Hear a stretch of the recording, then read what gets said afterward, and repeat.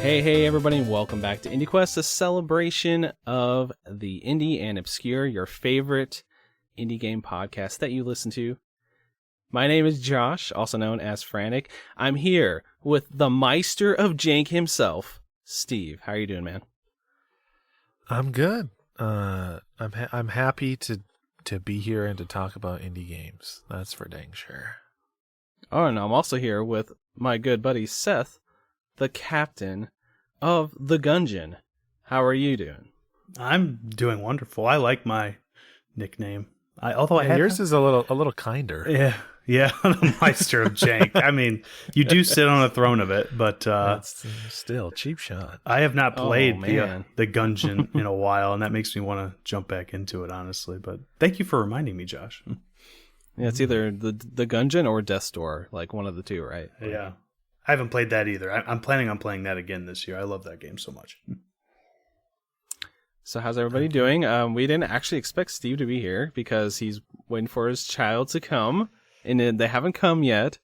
So you're here hanging out with us today. How you doing? I'm glad to see your face, honestly. Yeah, I'm glad to see you too. Yeah. Turns out medical science can only predict with a certain specificity. At some point, you just leave it up to the kid to decide that he wants to shake things up. So until that time, we're in a weird limbo. We're just chilling, kind of. When you're at this point, your life is on pause. It's not like in a bad way, but your life is just sort of like hanging out there waiting for the next thing to happen. And so there's a lot of, well, we probably shouldn't plan anything. We probably shouldn't really go anywhere. Let's just hang out at home and stare at Leah's stomach and hope for the best. How much of, I remember a little bit, it's been years and years now, but I feel like you really hyper prepare so that you're ready with everything by like 38, 39 weeks. So then it's really weird when you have nothing, like literally nothing to do for 2 to 3 weeks when the baby doesn't come on that due date or a week after. Yes, exactly. Everything in the nursery is all set up. We've got like stations set up with like bedside, like recovery / nursing equipment, food, diapers, everything. Mm-hmm. Like that kid can come and we just have to, flick some switches and boom, they're being tended to. So you just look around and you're like, why did I even buy all this stuff? I mean, I'm not even getting to use it. And then you'll also be like, we have all this stuff. I didn't think of this thing or this thing or this thing. It's just, at the end of the day, it doesn't. Sometimes it's like you learn as you go, and it's like, I was so prepared, but I wasn't prepared at all. But I've said that before. I was like, we've done everything we can. Now we just need to like wait around and get caught with our pants down. Yep. Right? Like, I don't know what else to do until I suddenly realize I can't do something that I need to do. For sure. I can only simulate that so much before it's the real thing that has to step in.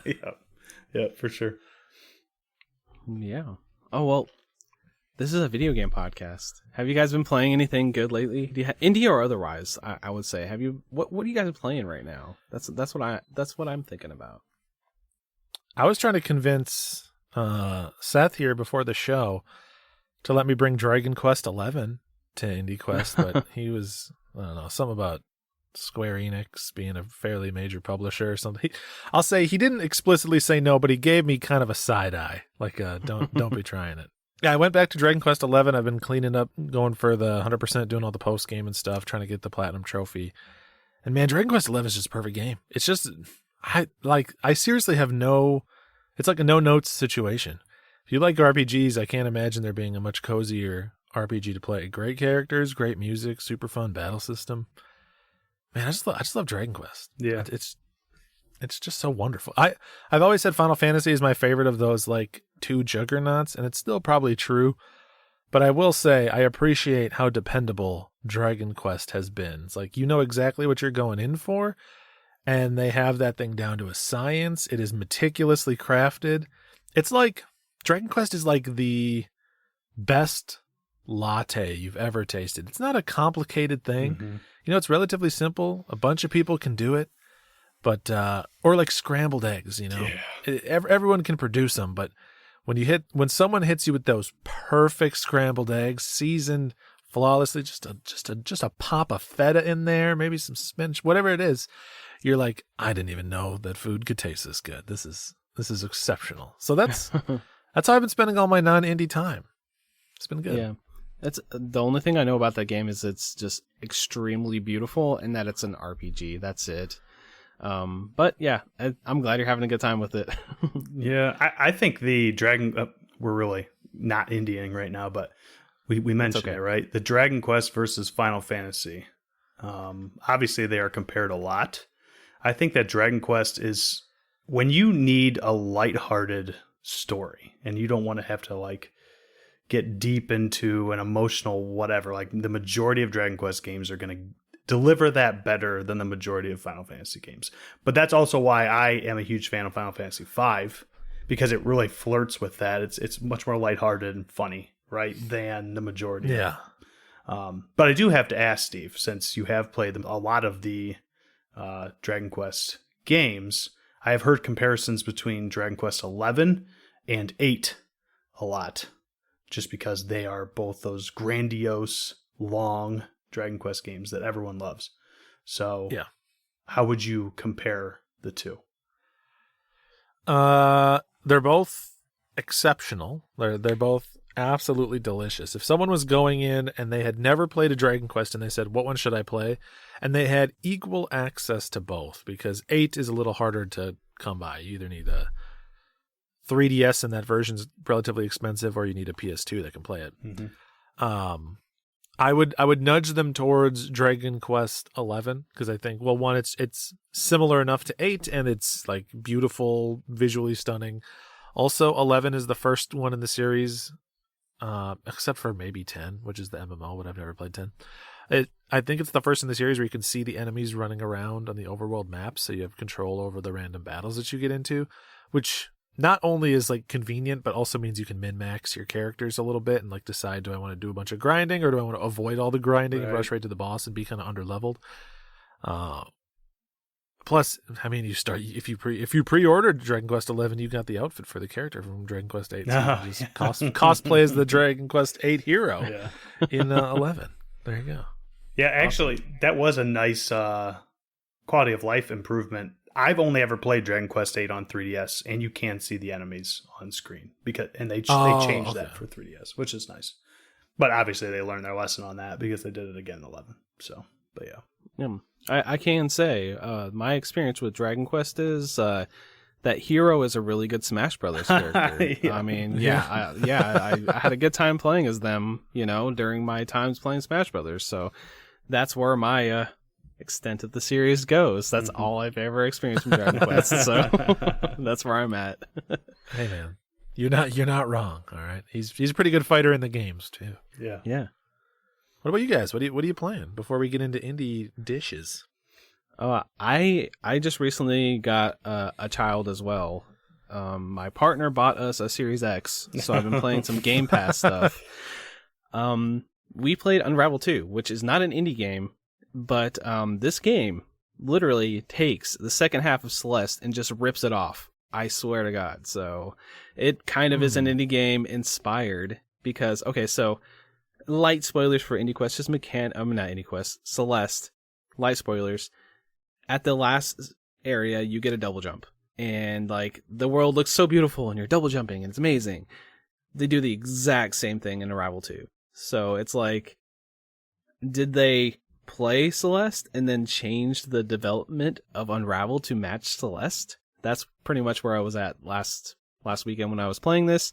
I enjoyed the game quite a bit. It's an EA game, so it's not really an indie game, but it felt very indie, at the same time. So it's kind of one of those where it's kind of like in between. It's maybe like a AA game or something like that, but I really enjoyed it. The other game I'm bringing for my actual pick today is a Game Pass game as well, but it is an indie game. So, but anyway, yeah, that's what I've been playing, some Unravel 2. It was good times. Dude, Unravel is good stuff. And I'm happy that you got access to that Game Pass. You went on any of that Hi-Fi Rush there, bro? I downloaded it and looked at the icon and haven't had a chance to play it yet. So it's definitely going to be a game I I dive into, I know I'm going to enjoy it. So I've heard nothing but good things. So I'm excited for that one. That's excellent. Dude, enjoy that Game Pass. Enjoy literal hundreds of video games at your fingertips. Welcome to being overwhelmed by choice every day of your life. For sure. Well, I've been playing Grandia, which I think any listeners of Polykill probably knew that because there's been mentions of Steve and I sort of simultaneously playing Grandia. And it's a wonderful game. Obviously Steve already talked about an RPG. I am a huge JRPG fan, but I have explained in the past I don't finish a lot of them because I usually get distracted. But honestly, having someone else, even though we're not constantly checking up on each other, but just knowing that someone else is playing the game has helped me so much to at least spend an hour or two with it every couple days. Like, it's almost like homework. And it's fun homework. It's not hard to do. 100%. I could not agree more. So I've taken a break from it. For folks that don't know, I paused at about 20 hours because I wanted it to be the game that I'm, sitting next to the bassinet playing that handheld while I'm waiting for the kid to go back to sleep. It just seems like a good cozy, in the throes of sleep nightmare, adjusting to new child life. It seems like the right decision. So I paused on it. But before then, we would go back and forth. We would swap, dude, I'm 10 hours in, I'm 15 hours in. This just happened. I just got here. I got this level, blah, blah, blah, blah, blah. And every time, if I got like 5 hours behind you, I'd be like, dude, I got to get back on that Grandia. Yeah. I got to get in there. I got to mix things up. So I'm excited to get back to it. I think even though I have paused it for what is essentially a month at this point, I do really think that we'll probably end up beating it at about the same time because I'm going to suddenly have a bunch of free time. It's going to be weird, broken up free time, but I'm going to have a bunch of free time where I just have to sit there with basically a handheld in my hands. So I think it'll still work out in the end. I mean, honestly, I wonder, have you tried to put it to sleep and see if it keeps your game clock running? No, I haven't. I know some games are bad about that. Yeah, I wonder if it would do that. That would bum me out if it did that. But it would be the perfect game to just be like, who knows? You don't even know how much time you have. It doesn't really matter because you can just put it to sleep and move on with whatever else you have going on with baby and with Leah and whatever. But yeah, that would be great. You could just grind a little bit, get your fire magic up. That would be amazing. So nice. Yeah. Man, RPGs are so good. I've been loving the RPGs lately. It's never been a better time to be playing RPGs, which is why the theme of this episode, I'm guessing, is that none of us brought RPGs to talk about. We do have a listener email here, our listener DM on our Twitter. Do you want to talk about that? Do you guys want to read it? One of you guys want to read it today? I don't have it in front of me, so why don't you go for it, Jack? I can give it a go because I think there's a little shade thrown at me at the end. So a little dig. Yeah. This comes from our pal Max, and he says, "Hey friends, recently found the show and love every episode except the one where you put a hat in time on the side quest. LMAO. I have a few indie gems which you may or may not have heard of, but are some of my favorite games of all time. Still going through the backlog, so apologies if you have talked about any of these before. Firstly, The Binding of Isaac, obviously. Secondly, Lisa the Painful RPG, and finally, Wuppo. I think that I've heard of two of. I mean, everybody's heard. I love Binding of Isaac. Yeah. Honestly, I need to spend some more time with Binding of Isaac. I played a couple hours, got credits, and then kind of moved on as we do. But need to get back to it. And I think I've heard of Wuppo too. I don't know why or how, but Wuppo's a game that I've seen the Fizz-a-dish on the shelf at GameStop. Oh, nice. But never looked too much into. It looks like I'm looking at the cover art, but it's not the PlayStation cover art. I bet this is a Soe Desco published game. It has the vibe of a Soe Desco published game. But it seems neat. It's got a bunch of little hand-drawn soot sprites or whatever these guys are. I'm down to check it out. That's one of those ones I can see the cover art in my head because I've seen it so many times on deal pages and things like Humble Bundle or whatever, Warrior64 on Twitter, whatever. Right. So yeah. Good one. But yeah, He goes on to say, however, you know I can't send you a DM without a little bit of Death's Door slander, which all of the games listed above are better than face, tongue sticking out face. And I'm just, I can't. Max, we're going to have to have words. Here's the thing, Max. All right? Don't come into my house and start slandering Death's Door. Because it's too easy, all right? Yeah, of course all those other games are better than Death's Door. Everything is better than Death's Door. It's like it's like saying, "Oh man, this meal at this McDonald's is so much better than going out and licking the sewer water off the curb." Like, of course. I'm not surprised to hear that. All Steve is really saying, Max, is why didn't you just say they're better than Tunic? At least it's a little bit closer then, you know. I wasn't trying to lie. I reserve the right to change my opinion when I finally play Death's Door. Well, I am avidly awaiting that day, honestly. So we'll get to it. But hey, thanks for writing in, Max. And those are all good recommendations. Lisa has been on my either...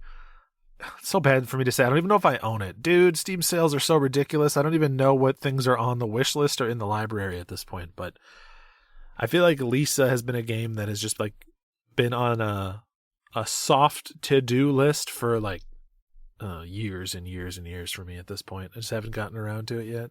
Yeah, that is the one game that I haven't heard of, I don't think. And it probably just evaded me because I don't typically go to indie games for my RPG goodness, although we've talked about it later this year. Sea of Stars is coming out and I'm totally all over that, but yeah, I'll definitely have to check it out. Yeah, Sea of Stars had like a 20-minute gameplay trailer and I was like, I'm just gonna lightly like breeze through it, kind of look at it, but I don't want to get any spoilers, you know, because I'm actually gonna it takes a lot for me to get into an RPG, especially turn-based like that, but this one is one I'm going to like dedicate time to because I'm really excited. I know that's not the game we're talking about, but you know, you brought up Sea of Stars. It's going to be amazing, so I'm excited.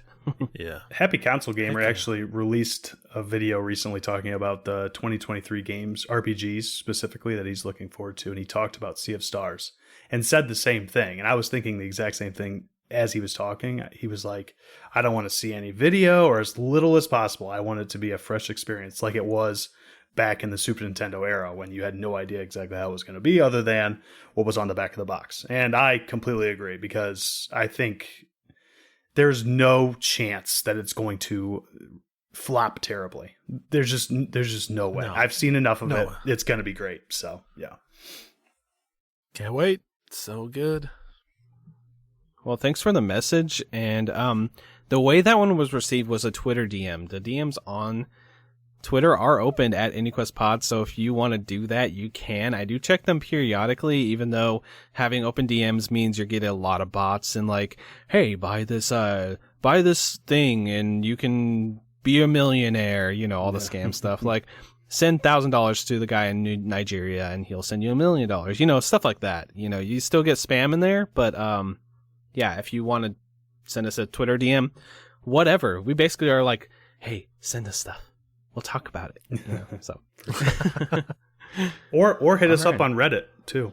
We've talked about that a little bit. Yeah. Yeah, that's Polymedia on Reddit /Polymedia. Easy. I think everybody has made the confusion in their mind is like, is it Polymedia Network on Reddit? I know Travis had it. I did it. I think we've all done it at least once, but it is just Polymedia on Reddit. So, well, the thing we do on IndieQuest is we bring games to talk about and we put them on our ever-growing list called the Quest Log. What is the Quest Log, you may ask? It has two sections to it, a main quest and a side quest. The main quest is a game that is the most recommended game that you could ever ask for. It's like the best game ever. If you look on the Quest Log and you look at the main quest, these are games that we would like give you our heart and say, this is just so beautiful. This is wonderful. This is the best game we've ever played. Maybe. And then the side quest is a game that's just as good, or maybe just as good to you, but it has a couple of caveats that we'll bring, and it's not quite as good to us as the main quest game. And I did all that entire explanation because we've had a couple comments recently, like, what is the main quest and the side quest? You guys just talk about it, and you never, like, explain what it is. So there's the explanation. Yeah. We'll try to be better about doing that more consistently for you. Yeah. I'm glad you did that, Josh, because up until this point, I forgot about it again. So that's a good thing. Yeah. All right. So we all brought games today, I'm thinking. So who wants to go first? I'll go. You guys never Okay. jump Whoa. up. You guys never jump up. Whoa. No, it's because you always like to go last. He loves this big, dramatic red carpet to be unveiled for him, and I want to give him his spotlight. But you know what? Yeah. Why don't you wow us? Steal the show, go first, and then we'll try to pick up the pieces afterwards. Yeah. I just like to play chicken and just leave this silence as long as possible to see who's going to talk first. You know, that's all I like to do. So go ahead. All right. Very good. So I played an indie game, and I brought it to IndieQuest. And the game is called, I'm very interested to know if you guys have heard of this game, because I think it's in the public eye a little bit, but it's not Gaballer, right? But it's also not Tunic. So I'm interested to know how much you guys know about this game. It's called Omno. Have you guys heard of Omno? Yes, I've played it. Oh, you have? Yeah. I think Josh has recommended it to me before. Mm-hmm. Oh, nice. You have not brought it to IndieQuest, though. I never beat it. I like to beat the games. So I've never played beat it. Okay, yeah, I've played it. So I kind of know what it generally is, but you can explain it to the nice listeners out there. No, I will appreciate any words that you have for it today, Josh, because I think it compares heavily to a game that I actually haven't played and I've only seen screenshots of. But you guys have both played it. But we'll get to that in a little bit. It was released July 29th, 2021, developed by Studio Inky Fox, and it's on all modern platforms. It's not on the most modern PS5 and Xbox Series systems. I think it's just on PS4, Switch, Xbox One, and Windows. But the overview. It is a 3D environmental platformer with puzzle elements, and I would call it a collectathon light. So the main premise is there is a lot of collection going on, but the majority of people wouldn't have to do much of it unless you were super into collecting everything and 100%ing it, I will say. So, but that who would be into that? Who? I don't know. Yeah, who? Gameplay. So you run around as an unnamed protagonist, and you really don't know anything about your character. And you kind of just, we'll get to some more of the story elements later, but you kind of just learn, everything is very much drip fed. All you know is that you just have this cane, and you can utilize the cane in various ways throughout your adventure to use. It has like different magic abilities, right? So each stage is set up very similar to each other. You kind of get dropped in, and if you've ever played a 3D platformer before, you basically just immediately understand what to do within the first 5 minutes. But you collect 3, I put it into quotations, orbs, because they don't know, as far as I could tell, they never really explained what they are. But you have to collect these 3 orbs to progress to the later part of each stage. And the ways you collect these orbs is by doing a little bit of platforming here and there. Early on, it's very easy to collect some of the orbs because they're just kind of there for you. The first few stages are very, very simple. Mm-hmm. But they get a little bit more complicated as you go. I will say, gameplay, we're in the gameplay section. It is fairly frictionless. I think it would be a great 3D platformer to introduce a younger kid to. Oh, nice. Yeah, it's pretty easy. There's definitely some parts that were more challenging than others, and I would say, like I was saying with the 3 orb thing, there are generally several orbs in each stage to collect, and you only need 3. So a young kid can be like, well, I don't know how to do that one. Let's just go find a different one, right? So, and there is always one, I will say, that is very easy to get because there are animals that are walking around that you can walk up to and interact with, and they drop, think souls or something, and dark souls or some sort of essence, right? And that powers up your wand and it like goes into your wrist, I guess. And then you can get so much of that so that you actually run around really fast, and you can go find there's always in every stage like a tower that has an orb at the top of it that you can put that essence into. So that's like a gimme orb where all you have to do is just walk around and interact with the beings that are there, right? And you will always be able to get that. But general loop, collect the orbs, once you do that, you can get to like this end puzzle that is more challenging than what the rest of the stage was in order to progress. It really doesn't tell you how to complete the puzzle. You kind of just have to figure it out. Think Fez Light in that way. You know, there's some puzzles in Fez where it doesn't tell you. You just kind of have to look at it for a while and like, how do they want me to do this? Or think, what was it called? The Past Within? Was that what that game was called, Steve? That's a game that you and I played, but what Rusty Lake games where they don't come right out and tell you how to do a puzzle. You kind of have to puzzle your way through it. That's how these puzzles are. Okay. Nice. Most of the puzzles are block pushers, pressure plate type things. It's all been done before, but the controls are very fluid and it's a very natural to play game. One little negative that I had for it is jump distances. I could never figure out exactly how far I need to jump. Now, when you die, if you fall off a cliff or something, all you do is restart at the last checkpoint, which is usually like right before you jumped. So it's not like bad. There's zero combat in this game. You don't fight anything. You're just adventuring the entire time. So, nice. Like I said, friction free for the most part, other than the few puzzles. Something I loved was the skills that you learn as you're progressing through the game. One of the coolest ones that all it really does is help you move faster. Like I didn't really see very many times when it helped me progress in the stage, but you can use your cane as like a surfboard or like a snowboard, and you can like surf around, and it is the most fun. Yes, it is so fluid, so crisp. It is it's not even necessary. It's just one of the most fun things. Honestly, Steve, it reminded me of the soap in Tinykin. I've never played it. I was just going to say, it sounds like Tinykin. Yeah. But it just... Something about surfing around, dude. Let us surf around on whatever objects we're holding in games. It turns out that's all guys want. Yeah, they just want to surf around. Exactly. You get a dash eventually. It's kind of like all the things that you can eventually unlock in most 3D platformers, but I don't want to spoil too much past that. Those are the first few skills.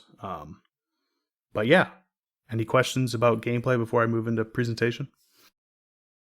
Yeah, I'll just say that I played this game, and it's one of the very few games that I played when I had a different Xbox and played Game Pass, and played like an hour, and I was like, I'm not sure if I'm feeling the way, like, I'm not sure if I'm like getting like comfortable with how this plays. Like, it feels okay, it's beautiful.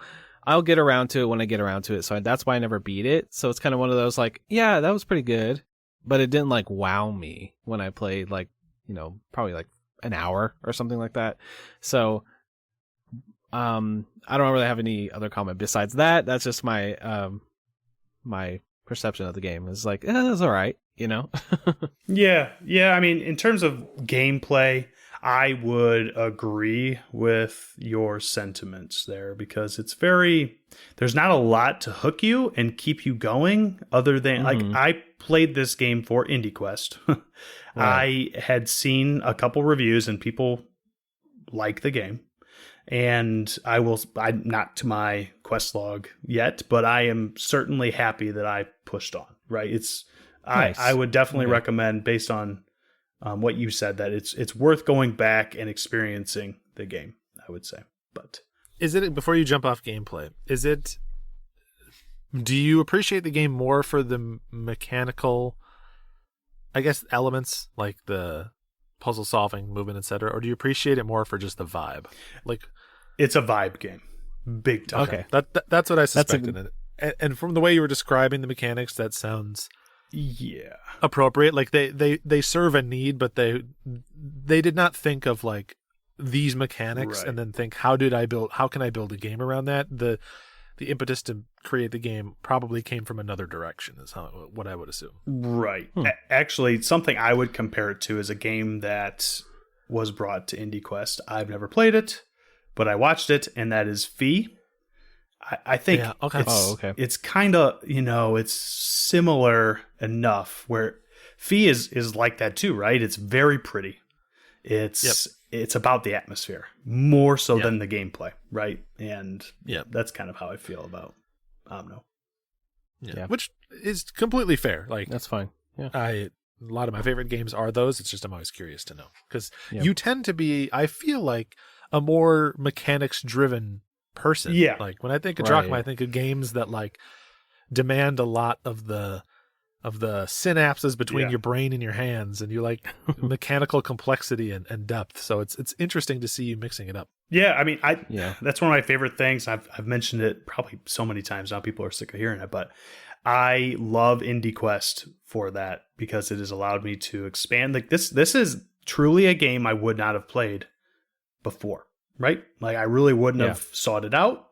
But even by screenshots and stuff, right? It's not action heavy at all, but it is an absolute vibe for sure. Right.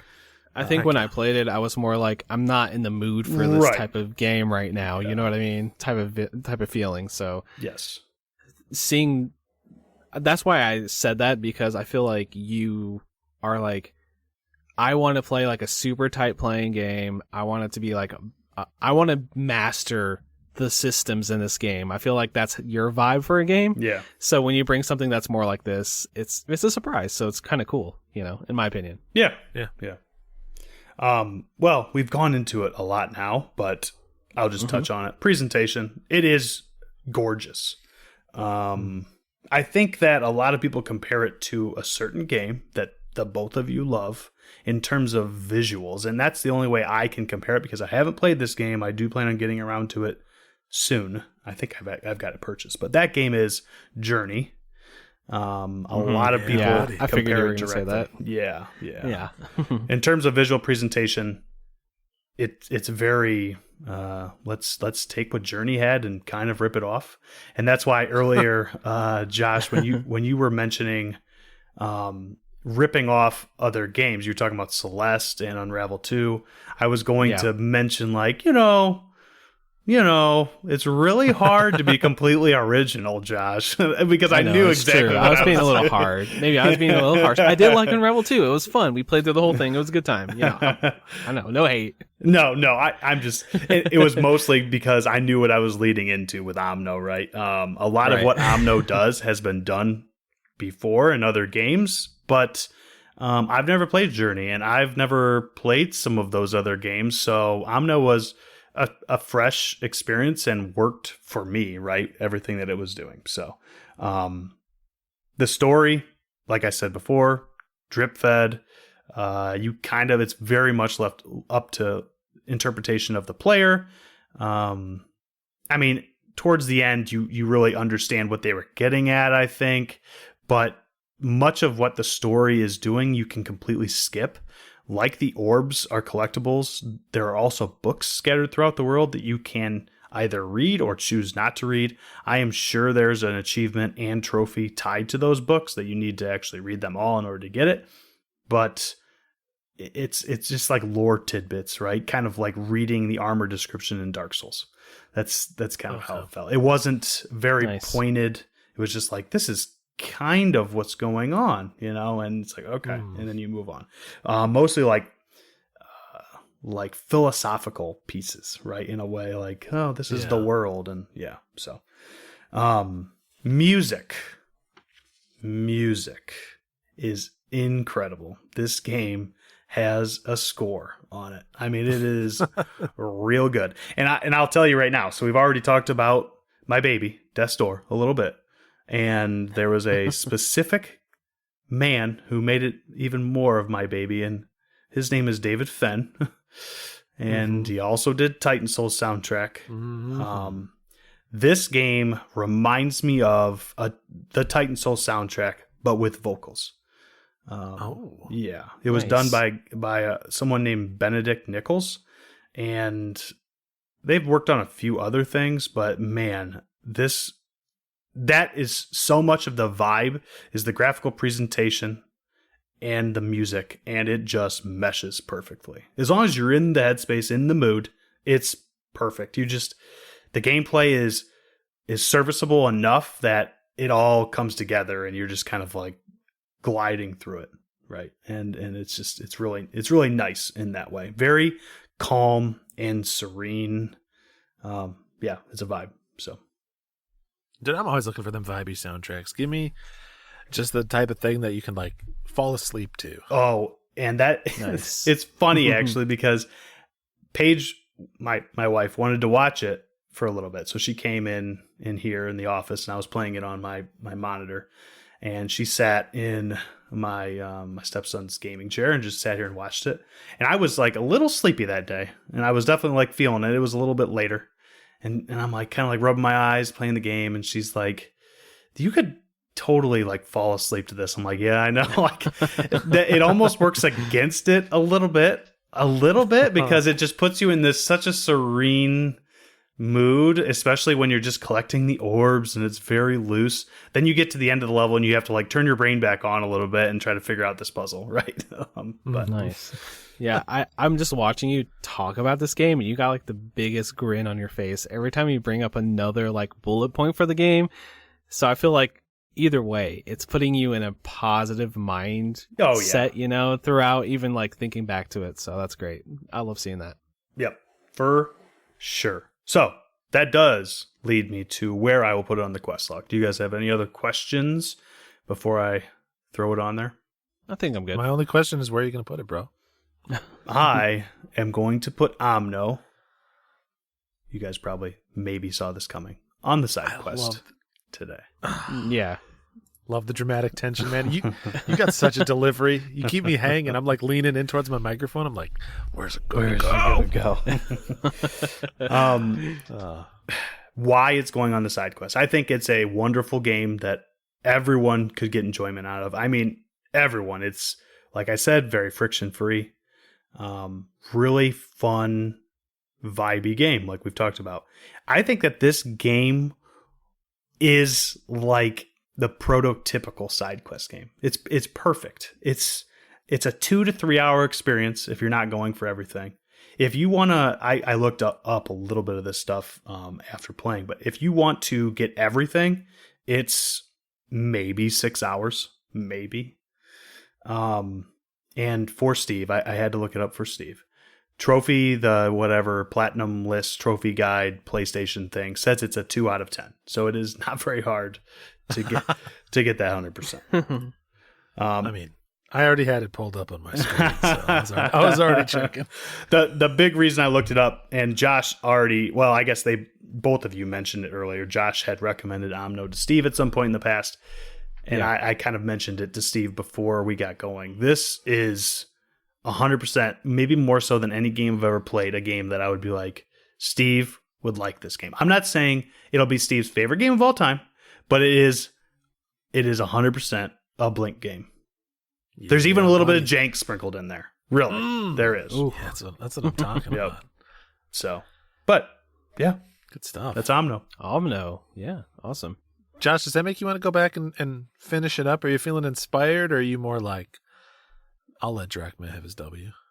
No, honestly, I do think that if I'm in the mood for like a vibey thing, that is side questy. Yeah. You know what I mean? You know what I mean when I say side questy, right? Yeah. It's like, yeah, so if I'm in the mood too, I will, because I did enjoy my time with it. It was just, like I said, I think I was just in the wrong mindset, at the time. So it's definitely something I should go back to. I do think that Steve, you're gonna like super vibe with it and dig it a lot, though. Honestly, I think that's what it was. It's like I played it for an hour, and I'm like, this is a Steve game. You got to play this. Yeah, you know? yeah. I thought the exact. I was like playing it the whole time. I'm like, has Steve played this game? I kept thinking like he must have played this game, but no. So yeah. Oh, I will. Don't you worry about it. We'll get around to it. All right. Well, you know what? You want me to go? You want me to talk about a video game? Yeah. Sounds like a plan. So, bringing us a more modern one today. And if folks listen to Polykill, they'll already know what one this is. But if not, relatively big recent indie release. We're going to talk a little Chia. A little bit of the Chia. Chia. Now, neither of you have played this, correct? I booted it up for 30 minutes. I haven't played more than that, though. So okay. All right. So you have a little bit of context. So to give you the rap sheet on it, Chia, genre, it's an open world action adventure. And we'll get a little bit more into the inspirations that pulls from here in a sec. It's developed by a studio called, and I should have looked up how to pronounce this, Awaceb, A-W-A-C-E-B. I'm going to go with Awaceb, which is a relatively small studio. It's a group of like 10 or so people. It's published by Kepler Interactive, and it's on Windows, PS4, PS5, and it released at the end of March, or mid-March of 2023.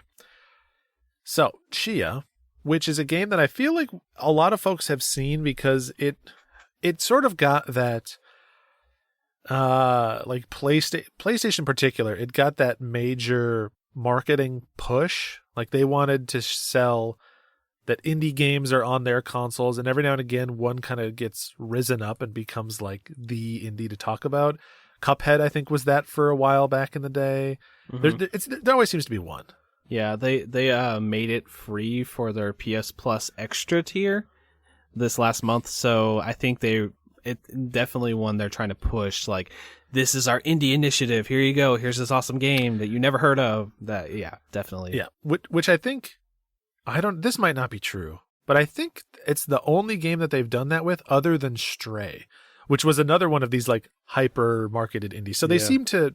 They pick a favorite every now and again, and they really give it some juice, and then they put it for free on PS Plus. And that is where I played it, as the free PS Plus version. So, Chia is, first off, I feel like I have to start this way because the game starts this way. It's very front and center. It is a game that takes place in and is inspired by a place called New Caledonia, which is an island off the northeastern coast of Australia. Beautiful tropical setting, and not the entire team, but I think two of the lead developers from Awaceb are from originally New Caledonia, and so this is sort of them paying homage to where they came from. And I thought that would mean like they were just drawing inspiration from their home to build this game's world, but like it is more than that. They, right up front on the title screen, it says Chia, a game inspired by New Caledonia. When you start the game, the very first thing that pops up is like a 7 or 8 slide presentation, basically saying, hey, this game is like specifically designed to honor and represent New Caledonia. They show you like pictures of the actual location. Like, it is very important to them that they are doing right by the setting. And thankfully, at least in terms of how it translates into a game, that is easily the strongest point in the game. It is gorgeous. Like, every single spot that you're standing, you want to pull out the screenshot button. There's no ugly part of Chia. It all looks super, super good. It almost, since we're talking about it now, it almost reminds me of the prettiest way you can think Wind Waker would look. That's yes, pretty much. Yeah. I mean, I have a note under visuals here that I'll just read verbatim for you. I said, it is the exact halfway point between real life and The Legend of Zelda Wind Waker. Nice. Perfect. That is 100% how it looks. It is more like vibrant and colorful and a little more cartoony than real life. Yep. But it's not like so far to the point of like the cell shading, actual cartooniness of Wind Waker. Yep. So we'll wind it back a little bit, talk about how the game actually plays. So when I say it's an open world action adventure, I hate to always just do it's like this AAA game, but like, buddy, this is taking some strong Breath of the Wild vibes. Like, I've heard. You got that glider in there, right? Yeah. Yep. You have, so you run around, you have basically, there's like a small opening section that takes place on a small island before the story sort of kicks off and your call to action happens. But once you have that call to action, the entire world is open to you immediately. The entire world is basically these 2 large islands, and then there's some surrounding islands and some other things to explore too. But you, right away within the first, probably by the time you were done playing, Josh, if not, you were very close to it, you get your raft, and you're off and running, and you can go wherever you want. So very much the, Skyrim Breath of the Wild, you see that mountain? Buddy, Right. Yeah. I feel like I played enough to get like, here's the kind of the tutorial and the idea of the game, and that's all I played. So I haven't got past that. It's like one of those like, oh, just pop in here. I have 30 minutes. Let's try it out. And that's it. So, yeah. Yep. In the same way as, that modern Breath of the Wild sort of open world style, you have a stamina meter that you can climb on any surface. You can climb up any cliff. There's literally nothing in the game that you cannot climb. It's just a matter of whether or not you have the stamina to get up there. And as soon as you start climbing, that stamina drains, and certain actions drain it more than others. And it's just about a matter of, do I actually have enough stamina acquired from exploring the world and doing some other things to get to where I want to go? Or do I want to just kind of, find the more well-trodden path, go around the other side of this mountain up sort of the typical way of navigating?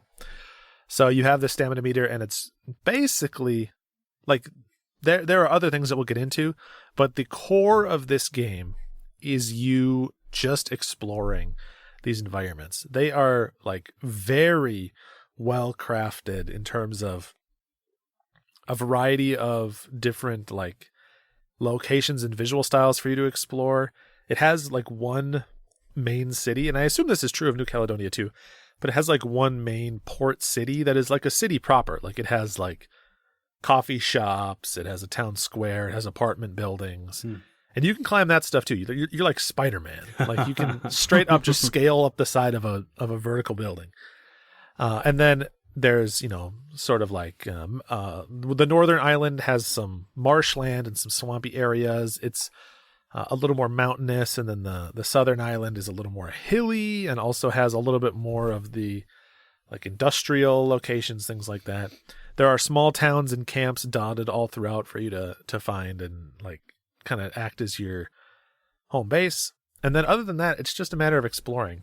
It uses the like the modern Ubisoft style of, there are certain points that if you climb to them and you do like it's funny because like, in Breath of the Wild, it's the towers that you put the tablet into, and in Assassin's Creed, it's whatever. In this game, it's just a tall point that Chia just like shouts out and like hears the echo coming back like a kid would want to do. And then that opens up your map, and suddenly 60 icons populate on your map, and now there's nice. a bajillion things for you to go do. So you are then when it comes down to like actually exploring those things and like going to those different locations, there's a variety of stuff that you can do. I would maybe have liked to see it a little bit more, but there are a handful of things you can do. You can find costumes. There's a ton of different costumes to dress up Chia in. Like by the end of the game, after I collected them all, I probably had well over 200 articles of clothing. Between all the different types, like pants, boots, hats, etc. There's also stuff for your raft that you can upgrade it. So tons of stuff there. The main collectible that you're primarily going to be finding is these braided trinkets, which basically amount to currency that can really only be used to buy more costumes. You'll find the items that increase your stamina, so you can, climb more mountains. And then you'll find some other stuff too, like there are various challenges, there's racing, there's like diving challenges, like doing a certain number of like flips and spins before you land in the water. And then you'll find these trials too that you need to bring certain wooden carvings to, and those trials increase your ability to soul jump, which is the other main mechanic of this game. So on top of climbing, mountainizing, and general exploration. The other thing you can do is at any point you can leap into and take control of any object that is smaller than Chia or any animal. So you have like this like eyeball power, and you can suddenly take control. And now I'm playing as a rabbit, or I'm playing as a dog. So now we're crossing over into Super Mario Odyssey. Yeah. It is extremely cappy. Yes. Yeah. Right down to the fact that like several of them have like one unique action that they can take. Now that's not usually super relevant, but sometimes it really is. Like the dog can dig, or if you take control of a seagull, you can poop. Stuff like that. Oh, Nice. I know. Get hyped. Yeah. So a lot of the navigating is actually you taking control of various animals, because it's just way more efficient, right? Like it is much faster to leap into a deer and sprint halfway across the island as a deer than it is to run on foot. In fact, anytime that you're running on foot, you kind of feel like you're doing it wrong. Like you should be jumping into and exploring these different animals. It is also like surprisingly momentum based, to speak to that. Like you don't just want to run. Like if you're up on a hill at any point, you can start sliding down the hill. And if you jump, you already have a pretty floaty jump, but if you jump while you're sliding, you'll get this huge, long, arcing momentum jump. And then, so you can slide down, leap real far out over a cliff. Then you'll pull out your glider and you'll keep all that momentum as you glide down. And then you can let go of the glider, fall most of the way to the ground, and then last minute soul jump into a bird and shoot off. Like, oh, nice. It's like playing exploration Tony Hawk in a lot lot. That's sweet. Yeah. It's very satisfying to like string stuff together. I mean, you're not like grinding rails, but still, it is a lot of fun, and it feels good when it works. Now, sometimes you get the inverse of that, where you're at the bottom of the hill and there's no animals around. And so you're just kind of like, ugh. And it does feel pretty bad to have to like trudge up the hill. Like, oh, here we go. Okay. All right, here we go. But generally they put resources around that you can use. And actually, one of the other smaller mechanics is very Zelda-esque. You have a ukulele, and if you learn different songs that do different things. So you'll learn a song that will change the time of day, because there's a day-night cycle. And you'll also learn songs that will help you attract or summon certain animals to you. So you can usually, the game knows what ones are the most efficient for traversal, and they will let you summon or get access to them by the time that the game goes on. So yeah, that sort of amounts to the gameplay loop. It is an overwhelming, there are so many objects on that map, man. Like, and it seems like they're always being added. It's just a bonkers amount of stuff to find. So if you're like into like a checklist game, like a Far Cry or like Assassin's Creed, any of those type of games, this is going to be up your alley, because you can start checking those check boxes off, right? Like as you're going through, which I know a lot of people are really into that style of game. For better or worse, yes. Like, yeah, it has all the advantages and disadvantages of that genre. Right. So that was going to be my major question. For someone, I do enjoy an open world game from time to time, but they are sometimes a massive time sink that I don't really feel like dealing with or doing. Like I would rather have a tighter game, right? So for someone who is not super into open world games, would this still be something that would appeal to them? Or you have to be an open world game lover? I think the answer is a little yes and a little no. So if you're someone who, well, first off, if you're someone that loves checklist gaming, like if you just want to go down the list and find everything, you're eating good. Yeah. Like you'll be more than happy. I will say, to collect everything took me about 20 hours, which relative for some of these like more AAA big budget games, that's like peanuts. Right. It's not bad. And so it's not a massive time commitment, all things relative. I do, however, think that there is way too much stuff. There is more stuff than benefits the loop of the game if you are someone who wants to checklist everything. Like I did, because I have brain rot. And I think that it would be a more enjoyable experience if you could turn that part of your brain off. So you still need the curiosity to explore, because realistically, the story is fine. It is about the level of like, I don't know. It feels like they're like if they released a Pixar version of this game, a Pixar movie version of this game, that would make sense with the story as it stands. Like it follows the similar loop to modern animation and stuff like that. Yeah, but based on the visuals, it almost looks that's a good comparison visually to Pixar type. Yeah, Moana or something. It does have Moana vibes for sure. I would say that. So the story is probably, I don't want to say for sure because it's still a fine story, but it's probably not going to pull most people through. It really is the exploration and learning about the world. But you can end up basically having to loop and crisscross over yourself too many times to find everything, to the point where it starts to feel a little bit like, oh, I have to go all the way over there. Mm-hmm. And this was a very conscious decision on the game designer's part, but there is not that much fast travel. Like, there is fast travel you can transport to any dock, but there's only about 8 fast travel points in the entire game on different like outer parts of the island.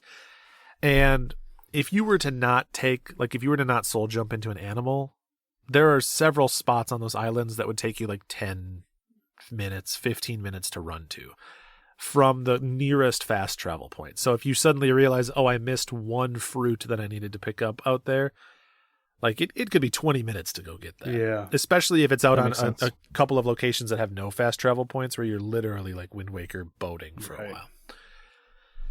So all in all, though, the exploring is good. Just don't let yourself overdo it. And I think that, unfortunately, the game, does kind of encourage you to overdo it a little bit. The other part of this game that is not as, I would say it's not as front and center as the exploration, but is surprisingly common, is it is combat, but like it feels different from other combat in other games, because there's not like an attack button or anything. You will come across these camps with these possessed creatures, and there are several that are optional and there are several that are required. And you'll have to defeat all of these like cloth possessed creatures. And to do that, you have to possess some fiery object. So a log out of the fire, or an oil lamp, something that has fire capabilities. And then you'll have to hunt down these enemies and defeat them using fire. But it ends up kind of just I always felt like I was defeating them in the janky way, but there was like not a unjanky way to do it, because it's kind of like, if there's not a fire around, a lot of time it's lamps that are around. You'll possess a lamp, you'll roll up to someone, and then you'll press the like ignite button that like creates an explosion with the lamp, which is the lamp's special ability. And there's like a 5-second fuse, so you're just kind of like bumbling around their feet waiting for that fuse to go off, and their like AI is like trying to understand how to target you when you're like directly underneath them. And it feels like you're cheesing it, but it's like, this is what they wanted, like this was the intention. So it's basically like you talk about how the combat is janky. It's basically like open world Tunic then. No, not at all. I would say it's more like open world Death Door. No, I would never besmirch Tunic. So I personally, were I an editor on this game, I would have cut all but maybe 1 or 2 combat sections, and I would have shrunk them down. Some of the later ones are in like large locations, and you have to defeat all the enemies, and like there are these like piles of fabric that you have to burn as one of the objectives. And there were times where I was literally like circling these locations several times for 10 minutes or more, just trying to find where the last dude was. Like, where is he patrolling? That is so annoying about open world. I hate that in open world games. God, that annoys me. Yeah. It's like, what am I supposed to do? Trying to be like, look at me, get aggro onto me. Yep. And I couldn't find him. So yeah, just even like a little ping indicator. Yeah. Like the dude's over here. Like, go find him. Yes. Yeah. And it does have one once they see you, but you have to be right near them for them to see you. The other thing, again, conscious choice on their part that I think has advantages and disadvantages. You don't have your location is not represented on the minimap. So you can open up your map and there's no indicator to show where you are. Man, yeah. You'll come across signposts like, like crossroads that show like town this way, the river this way, that type of thing. And when you're there, you can click on them and it will show your map and where you are at that signpost. So you can sort of like landmark where you are. But other than that, you don't ever show up on the minimap. Now you can pin any location, which feels like a concession that they made. You can pin a location so that it shows up in your compass and then go to that pin. So you can sort of like use like pin co-location to like work out where you are. Right. But you never see where you are, which is advantages of that. It makes you feel a little more inclined to just get lost and explore that world and like learn by landmark, and it gives you a stronger connection to the island. Yeah. But in a world where you're putting these combat mechanics in, it means that there's no way for me to see on the map where these people are, and also nowhere to see like where I am within this large facility that I'm navigating. It's just it does not always work. Right. And that's interesting to me. That's like, is that a design? Did they purposely do that design decision, or was that like a coding thing where like, well, maybe we can't really code where you are directly in the map, or we don't have time to do that? Or did they make that decision, like you said, to like, oh, well, now you kind of have to learn New Caledonia, right? Like maybe that's the point. Yeah. I don't know. I mean, I'm not them. No one other than the development team will know. Right. I have a feeling this was discussed a lot by the developers, and Team No Location won that argument. Yeah, sounds like it. There are several decisions like that in the game where I feel like they, and it's hard. They trade convenience for authenticity in certain ways. Like, for example, navigating your raft. You can't control the speed of your raft and the direction you're moving at the same time, because the speed is controlled by the sails, which you can raise and lower, and then the direction is controlled by the rudder on the back of the raft, and you have to literally let go of the rudder, walk to the front of the ship, change the height of the sails, then walk back to the rudder in order to change the speed, which means that sometimes like leaving out of like a narrow lagoon or like a little inlet is like clunky and kind of weird, because you have to get your ship up to a certain speed and then quick run back and try to turn before you run into the shores and things like that. So there's a lot that I feel like the decisions were, we want to make this as like make you as connected to the physical space and the world as possible, even if that means giving up modern game conveniences. And I respect that. So like I'm hesitant to knock them too much for it, but also at the same time, like, I kind of missed them. So I guess just hold both those truths in your head at the same time. Right. Well, I imagine they had a very specific idea of what they wanted to do, and then they couldn't exactly work out some of the other stuff. So they made it good enough to be serviceable in the game, right? To get it to do enough of what it needed to do to get you to do all the other stuff they really want you to do. So, yep. Yeah. Yeah. And I feel like the combat is usually where you start to feel the seams a little bit more on those things. So yeah, overall, that's sort of like the broad loop, the general look. Again, not much more to speak of in terms of how it looks. It's just gorgeous island setting. If you see screenshots of it, like the screenshots are the thing that sells the game, and that's for a reason. Right. It never gets old. It's always fun to explore. You know, you can go to the top of the mountain and see basically the entire game world at any point. You can swim down under the ocean to the bottom of the reefs, and like gorgeous coral everywhere. So it's just good all around. The ocean sunsets. I've seen several screenshots. Dude, they are incredible. I'm gonna say best sunsets in any game. Like at least 60% of development time had to go into the skybox in this freaking game.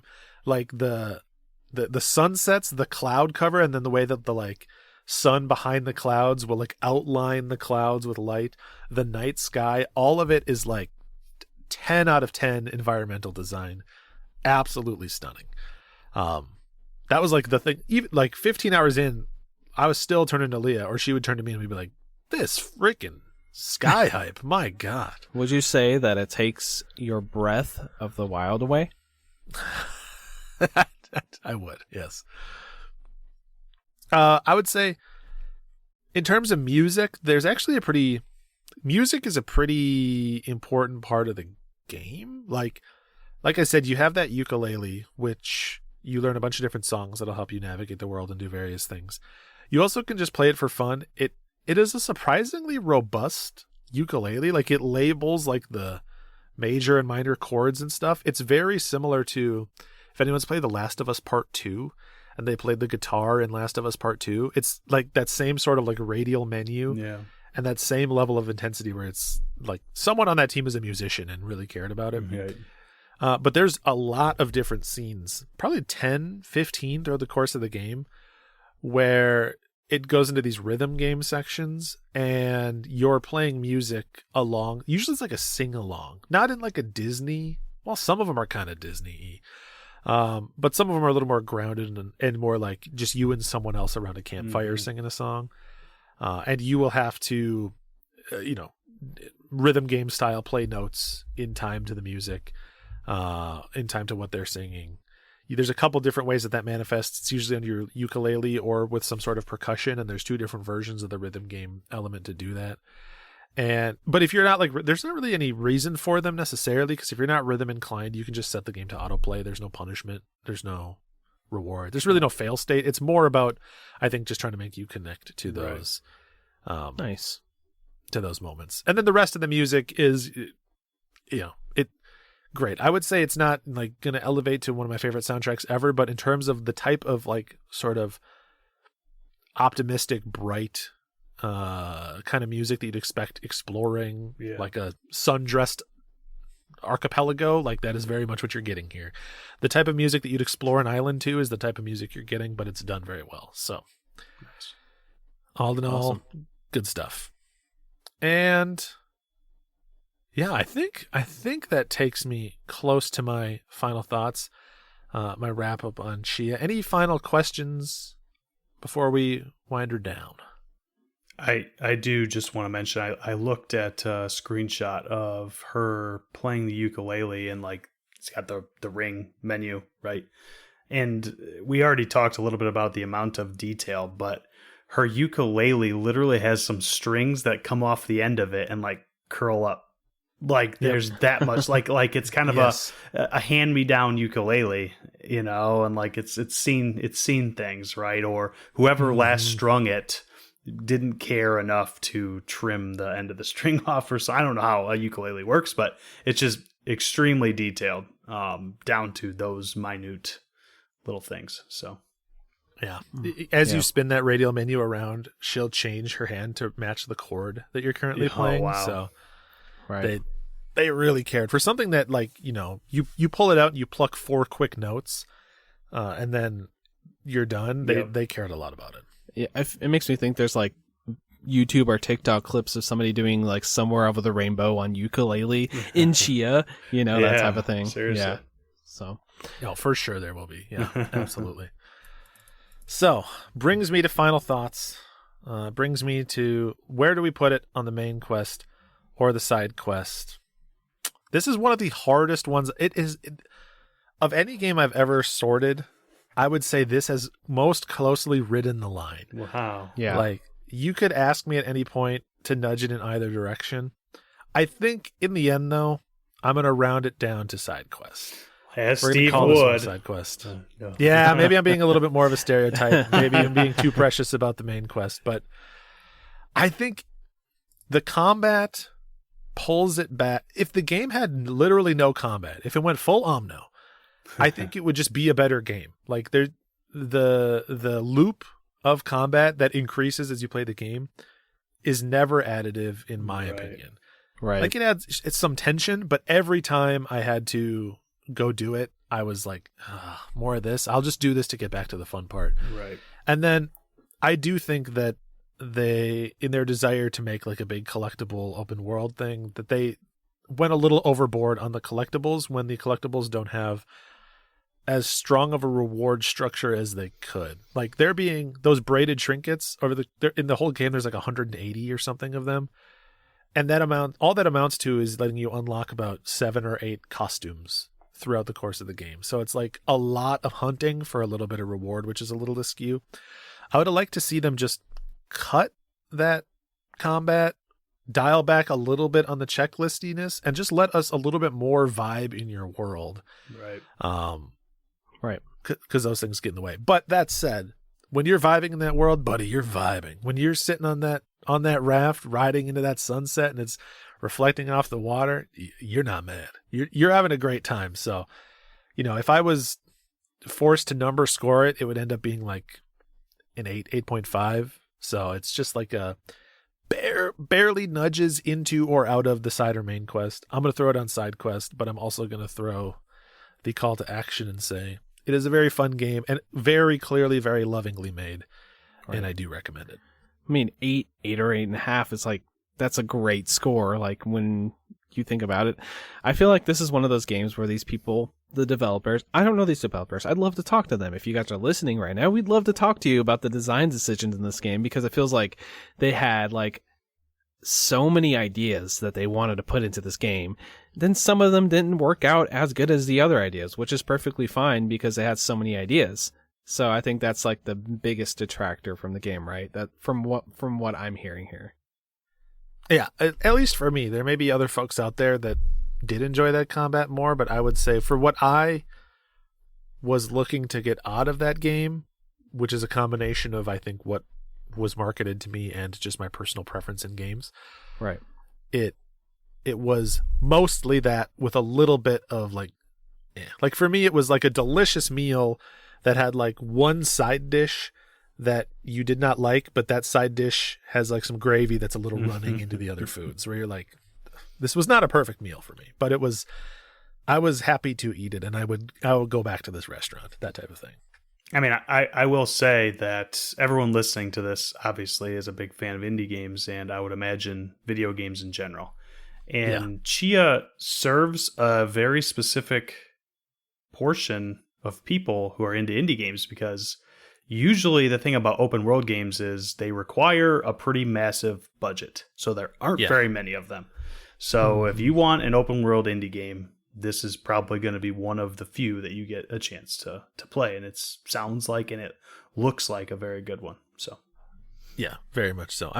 My closing thought is, I will say, there's a side quest in this game that is a treasure hunt that has you going to different locations based on clues. Easily the best part of the game. I would love to see a whole game of just that concept. It was very, I know we're comparing it to AAA games a lot, but if anyone's played Final Fantasy IX and they were a fan of Chocobo Hot and Cold, buddy, it is the modern Chocobo Hot and Cold. I was gobbling it up. I think, Josh, that the title of this episode is going to have to be something about inspirations, because we have talked so much about inspirations for the games we've talked about so far. So true. So inspiring. True. Yes. You know what's inspiring is I brought a game too. Nice. That is inspired. Yeah, good, bold choice bringing a game. Yeah. So there's a game called Superliminal. Have you played this, either one of you guys? Dude, no shot. I'm going to tell you this right now. Last night, I didn't think I was going to be on IndieQuest. I was like, probably going to be more taking care of a newborn. And when I realized, we're not in labor yet, probably I'm going to be on that episode, I sat down and I said, I need to play something. I ended up playing something that I didn't bring today. The other game that I ended up playing isn't relevant. But I was choosing between that game and Superliminal. I was staring them both down, and I said, which one of these should I start? And I went the other way. So we were this close to finally bringing the same game on an episode. Gosh, dang it. That would have been so cool. Close. Two ships in the night. It'll happen eventually, but So I will say, Josh, I was worried for a second, because I thought Steve was going to say I played Superliminal and I just didn't bring it. But before you jumped on, we were chatting, and he said that the game that he played, he wouldn't bring to IndieQuest. I was like, uh-oh. I thought we were going to have a little bit of war of words here. But actually, I have never played Superliminal, but I kind of forgot about it, but I've seen a decent amount of gameplay. And this game is so interesting. Like, Yeah. I'll leave it to you, but yeah, it's cool. All right, I'll start off with some gameplay. I do want to talk a little bit about the game itself. The original title for the game was Museum of Simulation Technology. Think of this game as Portal-ish. Yeah. It's very inspired by Portal, I would say, but playing with perspective. So This game is kind of hard to describe in an auditory format. So pretty much, okay, imagine you're seeing a chessboard. You walk up, you pick up the rook, and then you bring it close to your face, and then your perspective of that rook is ginormous, right? Because it's directly in front of your face. This game is in first-person mode. If you drop that rook in front of your face, it's going to be as big as it was in your perspective. So that's basically what the puzzles are in this game. And I'm going to be honest with you guys, I got stumped a couple times, but that's a good thing about this puzzle games in general is it's like, here's a room. What are you going to do? You see that there's a possibility. You got to get to that door that's really high up. What are you going to do? Okay, there's a quarter of a cheese wheel there on the ground in front of you. What are you going to do? All right, I'm going to lift it up above my head, and that cheese wheel is going to get as big as my perspective is when I drop it. So pretty much the whole gameplay loop is you see something in front of you, you pick it up, and then you try to play with how it looks in your perspective, and then as soon as you let go of that object, it gets as big as you see it. So, yeah, it's really hard to describe. It's like the fully fledged video game realization of that thing you did when you were a kid where you'd stick your hand out and you'd like pretend to pinch someone's head. You'd be like, oh, yeah, like the I'm Monty popping Python your thing. head, I'm pinching your head. It's like if that was made into a full-on Portal style puzzler. Yeah. So the cheese wheel thing's the actual thing that happened to me. I'm like, okay, so how do I get up there? All right, there's a cheese wheel. I'm going to pick it up. Like say, think of it like a quarter cheese wheel, like to make like basically a ramp for yourself to get up to that room. You make it look big for yourself by picking up the object, looking up towards the ceiling, which I'm kind of doing in real life here, making myself not sound as good on mic, but, looking up towards the ceiling, and the cheese wheel gets bigger. You drop it, and then you can walk up the ramp that is this ginormous cheese wheel now. So it takes that idea, and then it just basically takes the entire game. This is one of the few times I'm going to use cuss words on IndieQuest. It fucks with you. It really does. Like, honestly, this game will take any moment to mess with your perspective. And, like, there will be a room where you walk in, you're like, I have no idea what to do here. I've clicked on everything. I have no idea. But wait. There's a soda machine. I can click the buttons on the soda machine and a little tiny mini soda comes out. Oh, what can I do with this?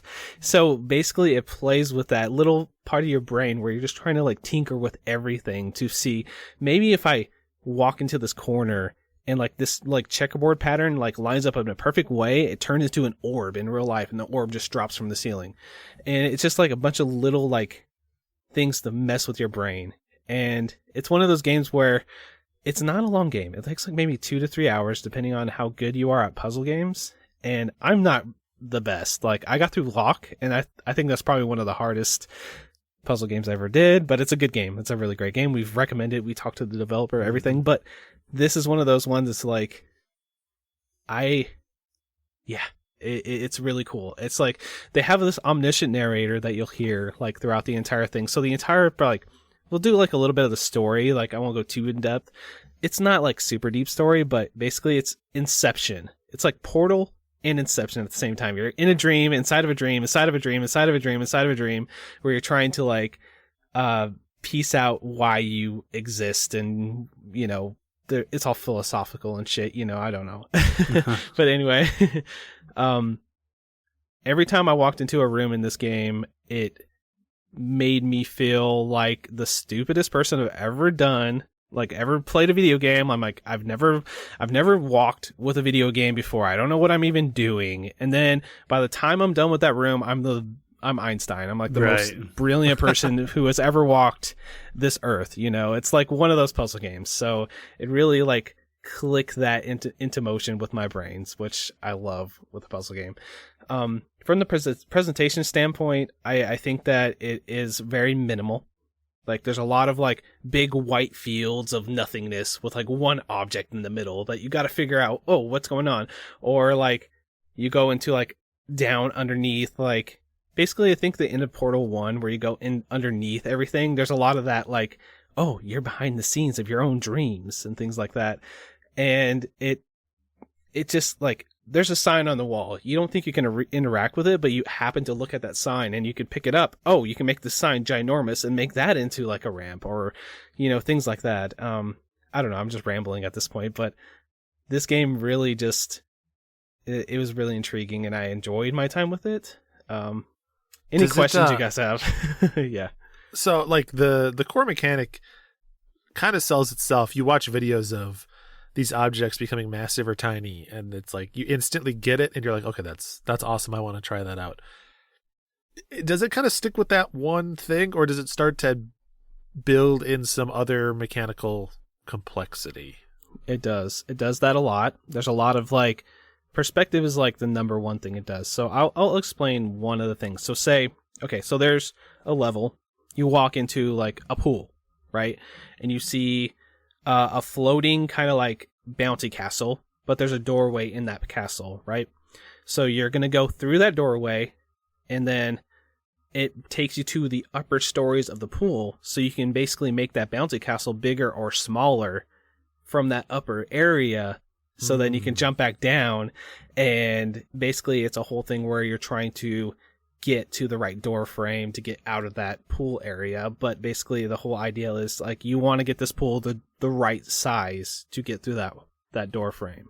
So it's a lot of that. And then there's also ones later on where it gets a little more complicated, where there's a doorway inside of a doorway inside of a doorway, where you got to figure out like different sizes of yourself in your perspective to get through everything. I'm maybe butchering the, description of everything, but it's really hard to describe without seeing it. But a lot of it is basically you're Ant-Man trying to figure out like how to get to different areas and things like that. It's basically takes that main mechanic and like expands it into ways where you can, I feel like the slow build in this game is really well done, because at first, like I said, you're just doing a cheese wheel, you're making a big ramp, right? By the end of it, you're like in a house, inside of a door frame, and you got to figure out how to do this. And then like there's this white void. What do I do with this? I don't know. And then you piece it together, because it kind of teaches you along the way how to play with the perspective mechanics. And it's just a really cool puzzle game. Like I don't think there's anything I've ever played that's quite like this. But yeah. It reminds me a lot of... Yeah. Did you ever play Maquette? Yeah, it's Maquette, kind of.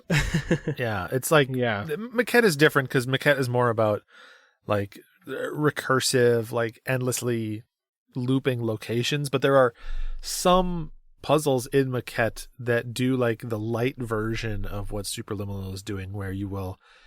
you'll grab a key and you'll like bring it a few loops in, you'll set it down somewhere, and then you go a few loops back, and now that key is like massively sized and can be used as a ramp to get somewhere, stuff like that. So that's like the closest touch point I really have for it. For other folks, or we've talked the other game on the quest log that it's like it's not really that similar to, but it's like roughly in the same wheelhouse maybe, is Antechamber, where it's just like a very cerebral, like kind of perspective-y puzzle game. Yeah, it's just it's really hard to describe. Like I'm trying to like my best to paint you the word picture I can, but I will just think of it this way: like you go into a room, and they will do. So it ends up being kind of like you're trying to find what you need to interact in a room sometimes. Like sometimes it's like, okay, I'm in this blank room, and then there's a couple doors over there, and there's a couple like objects I have to get by. There's a fan here blowing stuff about. How do I get past this fan, and how do I do this thing? And you basically just kind of walk around the room, mess around with the objects. Okay, I can pick up these two objects. I can make them bigger or smaller. What's the best way I can make them bigger? And it's I don't know how they coded this game. I don't understand how they made this game a reality, because you can literally go to, so they have like so basically the main staging of the game is each room is a dream, each area is a new dream. And at the beginning of it, there's always a soda machine, and each of them has like diet soda, diet regular soda, Mountain Dew, knockoff, whatever. And then there's like a mini soda, and you can click the button and the soda will actually come out. And there's like a mini soda that's like the size of your finger or something, or pinky. And you can like make that soda the size of the room if you keep messing with the perspective enough, which is just, I don't know, it's kind of like a toy at the same time. And every time I play this game, it took me 2 sessions to get through. And it was just a blast. Like, I had so much fun. Just like, there's this puzzle room. I had to look up, I'm going to admit it right here. I had to look up one of the puzzles because I was just like so stumped. But you know, you do the thing where you scrub through the YouTube video to find the exact spot you're at, so you don't spoil anymore. Mm-hmm. Just like, give me just like a little bit of a hint so I know where to go next. I did that, and then I was like, okay, cool. I know what to do.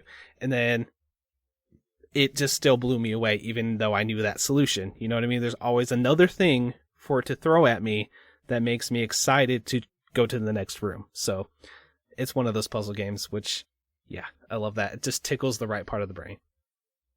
I love, we've talked in the past about AAA games that influence indie games, or the indiest AAA games. And I love that Portal has made, has like a game like this, and so many games that are like, this game is very different than a lot of other games, right? But indie developers try things like this because of Portal.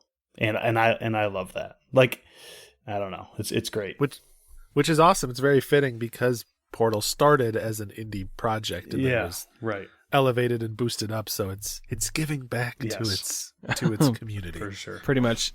There's still like a GLaDOS sit-in in this game, right? So like every time you go to a new room, there's this omniscient narrator who's telling you about your life in the dream state and how you're learning about yourself through these puzzles and things like that. He sounds kind of malevolent and evil. Who knows if he is or not? You play the game and find out for yourself. But, you know, I think it's really cool. And that does take me to music. There are moments of music in this game. It's a very silent game. It's a very cold looking game. A lot of like flat colors, a lot of like geometric shapes, a lot of rooms with nothing in them, just some furniture, just very stark. But there are boomboxes around where you can play songs. So you can walk into a room and you can mess around with the songs. Some of them sound like elevator music. There's actually a couple songs from Too Mellow, if you know who that is. He's like a random like indie artist. So there's like remixes of elevator music basically to like drum and bass songs that you can play inside of the world and just kind of do your puzzles, which is pretty cool. So that's pretty much like an environment way to do the soundtrack here. The ending, like the entire thing does have like kind of like a epic like orchestration to it, but the main music you're going to hear is like elevator music and then some remixed elevator music. So I don't know if this is like an OST you'd put on in the background or not, but I do think it kind of jams at times, you know, so it does add to it a little bit, you know. Probably works well when your brain is working, right? Like it's a good background music type of thing while you're thinking about what's going on, and that serves well to what you're doing in this game. So yeah. So simply stated, for this game, this is a main quest game for me. I know I'm jumping right into it. I like to do that. I'm just like, let's just do it. It's a main quest because it's a nice, solid 2 to 3 hour experience. If you're into like first person puzzlers, Portal, Maquette, like you mentioned, Andy Chamber, anything like that, where you go into a room and you're kind of just like stumped for a minute. Like that's part of the game. You're like, okay, what do I do here? I have no idea what to do. And it just takes you poking and prodding at the puzzle to figure out what to do next. This is going to be right up your alley because, I'm looking for that more and more. Like, we're never going to get a Portal 3, so I don't mind spiritual successors. I feel like this is one of them. So, yeah, that's where I'm sitting on this game. Like, Superliminal is going to be up there as one of my favorite first-person platformer, like, puzzle-y games.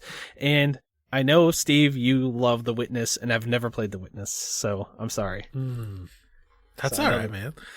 Witness is always going to be there for you. Right? That's true. It's not going anywhere. Now that you're a puzzle game fan, you can finally get around to it. Yeah, definitely. So, I mean, short and sweet. This game is just it's a looker. It's a very simple game. Look wise, look up some gameplay. You'll see what I'm saying about the perspective thing. If that looks interesting to you, it's going to keep being interesting to you because they take that mechanic and they expand it more and more, and to the point where you're like, okay, if I'm big and I have this object, is it going to be big in this room? And it's kind of like, it's just, I don't know. It tickled my mind. So if you want your mind tickled, check out Superliminal. Definite main quest. Well, I guess we're done talking about games. I know when I get on a game, I feel like my segments are always so short because I'm like, I know what I'm going to say. I'm super passionate. Let's go. You like to just shotgun all the words out. Yeah. That's sort of the frantic style, is bringing a frantic pace. You're just like, wow. Yeah. I feel like we were all fairly wordy today. Like we all had definitely. lot to say about the games we brought, which is really good. And hopefully everybody will check them out. Yeah, and just to run that back, that was Superliminal, Omno, and Chia. So check those games out if you haven't had a chance. Now, honestly, if you want to look at any game we've ever talked about, go to bit.ly/questlog. You can see the entire quest log, both main quest and side quest. Go to the actual page. There's links there and everything, and check them out. So I guess it's time to plug ourselves. Plug ourselves in. All right, so you can find the show at IndieQuestPod@gmail.com to send us questions, comments, concerns, anything you want to talk about. You can also go on the Reddit there, /Polymedia. Almost said Polykill. Could you hear that? Almost said Polykill. Polymedia, /Polymedia on Reddit. There will be a post for this episode. If you have any comments, say, hey, why'd you guys post like an episode about a bunch of AAA games, talking about the soundtracks. That's not indie. I don't know what you guys are talking about. I think you're lying. Anyway. Slander. Yep. You can also find us on Twitter at IndieQuestPod. Steve, where can they find you on the internet? Twitch and Twitter as Blinkoom. It's Blink OOM. M like no. Without the O at the front. No. No. No. Steve's going to be hearing a lot of that here in the next couple of years. No. Kids love to say that. You can find me at Captain Drachma on Twitter and, of course, in the Polymedia Discord, best place on the internet. Where can they find you, Josh? You can find me on Twitter at Frantic Society.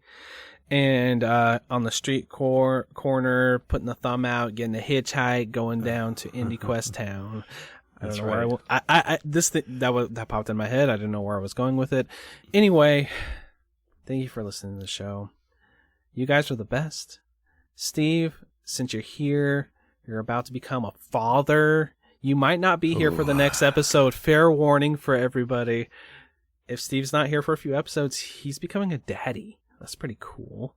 So, yeah, go ahead. I would hope that the next 2 weeks from now, I should not be here. Leah's like, please, God, no more indie quests. All right. Well, I was gonna say, since you're the dad, you're the daddy, the new daddy. Well, why don't you close out the show with some nice words for the folks out there? Yeah. Okay. Well, first off, I just want to say, pregnancy seems hard, so shout out to anyone that's ever been pregnant a day in your life. My God. Yep. Second of all, just remember, folks, your due date is just a best guess, all right? You're just trying to hit that window. And that's a whole life lesson for you. Don't shoot for that due date, buddy. Just shoot for that window. Yeah. All right, take care. See you, everybody. Bye, guys.